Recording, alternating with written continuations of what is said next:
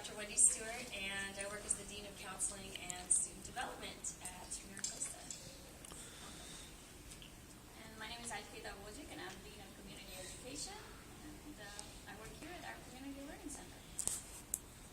I'm Tal Hawk, and I'm a sociology instructor here at MiraCosta. Been here 5 years, and I'm very happy to be here.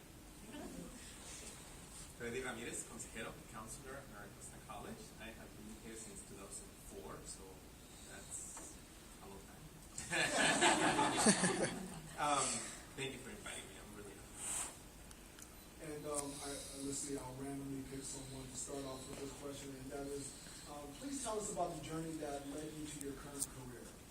And I will start off with someone in the face. Let's go ahead and start with Al-Qaeda.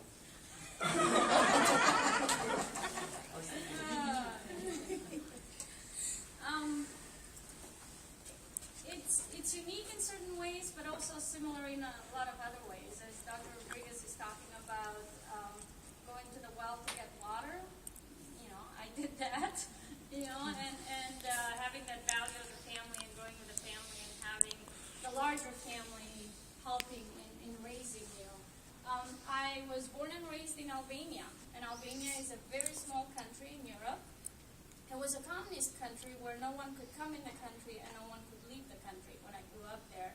And so your world of what was happening outside of Albania was all filtered through the government because it was a communist country. There was, this morning there was, in today's show, there was somebody that went to North Korea and was talking about what happens over there in North Korea. And, they asked a young person that was a computer science major, do you do Facebook? And he said, what is Facebook? And, and so it was the same when I grew up. You had very limited, electricity, so it went off and on. So usually you did homework under the candle. You got water 1 hour a day, running water, and so the rest of the time you had to fill up everything that you had under that 1 hour. And then, if you had the luxury of having a well somewhere in the neighborhood, you'd have to go and fetch the water in the well. And also I grew up in a family where it was 13 of us in a 2-bedroom home. And that is not unusual. It's part of, you grew up with your uncles, aunts. And so I had 3 aunts in the house that grew up with me, my uncle, his wife, his kids, and then my parents and my brother and I, that we were all in the same house. And that was, it takes a village to grow the kids, and my brother and I were the youngest.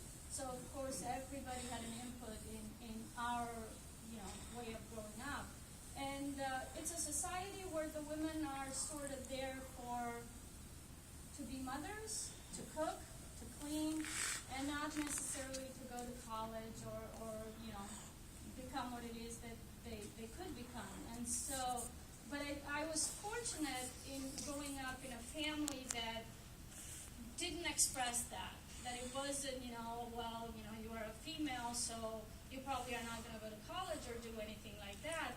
And so they remind me of the time when I was fairly young, like 6 or 7, when we were watching our leader on TV, because that's all we could watch on TV, and you had the prime minister of the country, and I said, oh, what does he do? And, my aunt said, well, he's a prime minister, and I said, that's what I'm going to do when I grow up. And none of them said, well, you can't be a prime minister because you're a female, whether they thought it or not, but they never said, oh, you can't do that. And so it's sort of, there was a nurturing environment, even though they knew that the possibility for me going to college was 0, back home, they didn't express that.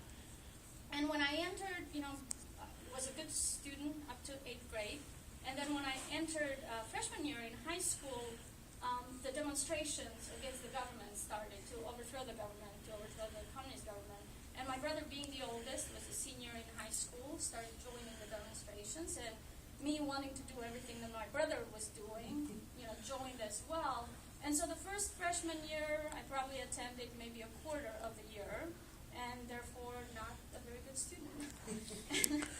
And then after that, because the government was overthrown and there was so much dictatorship through all these years, for 40 years, that all the books were burned. So going through the high school, we didn't have books, and so the teacher would tell us everything and we would write everything. And because there was the possibility of me never going to college, there was no incentive for me to really even study, let alone show up. I would have to show up, most of the time, but there was no incentive in terms of studying.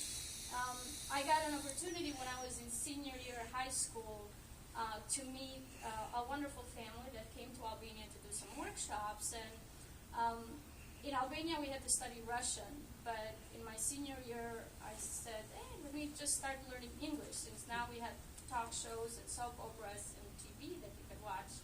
And so I wanted to kind of understand, and I started learning English by myself in senior year. And that's when I met this gentleman that came over there, and I was the only one in the family that knew how to say hi, how are you, I'm fine, thank you. And therefore, I could at least communicate 2 sentences with him rather than none at all. And he would just stare around and smile, and everybody else would smile back.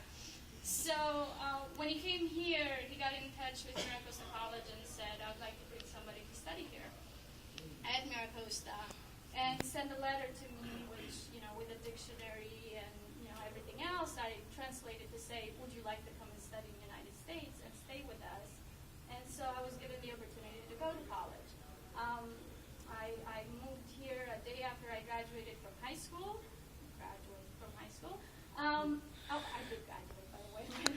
But I think it was I think it was more out of pity that I was going out of the country, and so they're like, let her go, kind of thing. But and I came to MiraCosta College in July, attended the orientation, had no idea what the counselor was saying, not one word of what the counselor was saying, but I was signed up for the classes that they signed me up, and my goal was to be, at that time, well, first I thought, because the government, I grew up in a place where the government decides what it is that you're going to do. You don't have a choice. So you can't just say, oh, I want to go in engineering or I want to go in history. It's just, they would decide, well, if you're good at this, we're going to put you in engineering. Whether you hated it or not, you had no choice. And so when I came here and I was told that I had to do general education classes, I thought, oh, they want me to be an elementary school teacher, obviously. And I remember calling my dad and saying, I guess I'm going to be an elementary school teacher. My dad said, you're horrible with kids. I said, I know, but what am I going to do? This is what they told me I had to do. And so it took a little bit of time of taking classes at MiraCosta to realize that actually I have a choice in what it is that I wanted to do. And the choice at that time was business. And so my goal was to work for them. Let's work for a corporation, in finance. And so I did study business here, but when I was here, I was also a student ambassador. And that opportunity opened my eyes in terms of what it is that community college is all about. And so it's where I decided that, I love business, but it's not really a passion of mine. And so being able to talk to students in the high schools and middle schools that we were going was really, something that I lit up about. And I did transfer to Cal State San Marcos and did my degree in business because I'd already done all the, I wasn't going to change the major. And then got the opportunity right before I graduated from Cal State San Marcos to start working full-time at MiraCosta College as a student services coordinator for the international students. To me, was, like my dream job, because I came as an international student and I had those people that helped me be who I was, and now I could help them, come to MiraCosta and be students at MiraCosta College. And then I went to San Elijo campus. I was given an opportunity to work with students at San Elijo campus. Got my master's degree where I was doing that as well. And then I had the fortune to come at the Community Learning Center 3 years ago, and that was also another wonderful opportunity because once again I got the chance to work with students from other countries and with students that really value being here and value what it is that you provide for them. And so it's every day you feel that you are accomplishing things because you see the students coming here and being appreciated for what it is that they have. And and valuing the education for me was also important to get the doctorate, and so I was able to also get my doctorate program while going to work, and here I am.